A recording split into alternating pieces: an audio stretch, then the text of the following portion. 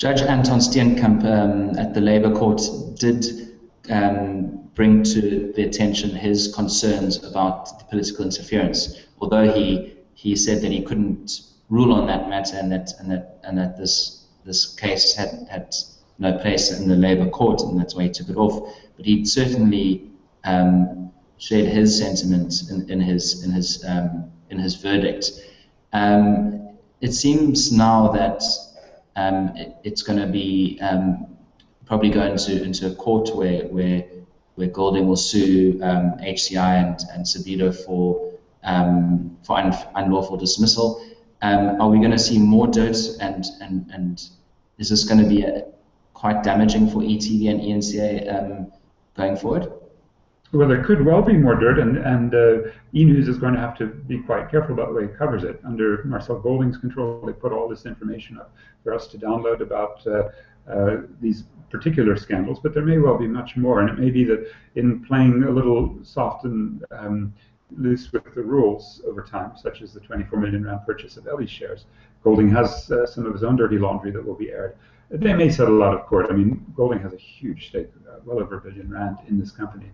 They're going to have to find some way to lower that leverage, get him out of there. SACTU had an opportunity to work with Golding to say, okay, strip out e-News away from Hoskin and get the non-media assets, particularly things like the very profitable gambling operation, out. But they turned it down, and I think at this stage it looks like these are bridges burned. Sometimes in politics there's no permanent friends or enemies, but in these very intense moments where people lose their trust and hate each other's guts, as appears to be the case, that's something we should be aware of. Look, the bigger story remains that our major media sources are broadcast media, SABC and ETV especially, and now the newspapers, with the Sakanjalo Group taking over the Independent, with the Gupta family very involved in both the broadcast news and print media.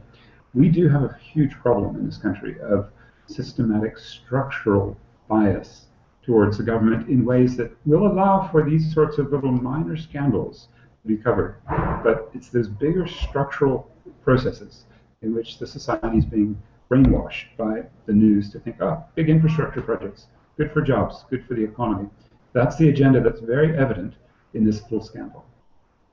It does seem to be a very much an issue that everyone is worried about, the freedom of the press, especially when the whole story about the nuke deal with Russia and that going forward, you know, there needs to be a positive light spun on that from government. So and also with the protection of information bill coming in, I think everyone's a bit cautious and a bit scared at the moment about media freedom, and this kind of story and how it's been breaking and the allegations certainly don't do anything. Very good.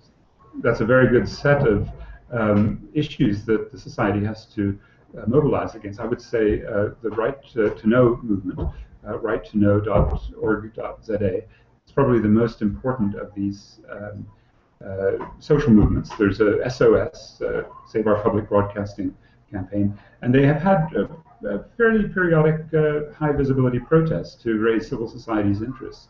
I do hope that instead of sweetheart unionism, the kind of relations that COSATU unions, some of them have had with the ANC government, we're going to see a little bit more of the spirit of NUMSA, the metal workers, just announcing this week they're breaking away, and they're becoming much more of a watchdog, because I think they quite accurately understand that at stake here are major corporates, international corporates, with local compradors, local allies like your Cyril Ramaphosa's to lawmen, and the environment and society and equality, all of the values that we all thought we were winning on with the end of apartheid are going to be set back unless society remobilizes. That's a fairly obvious conclusion, and luckily a group like Right to Know, I think, stands ready to start ramping up protests against these kinds of attacks on media freedom.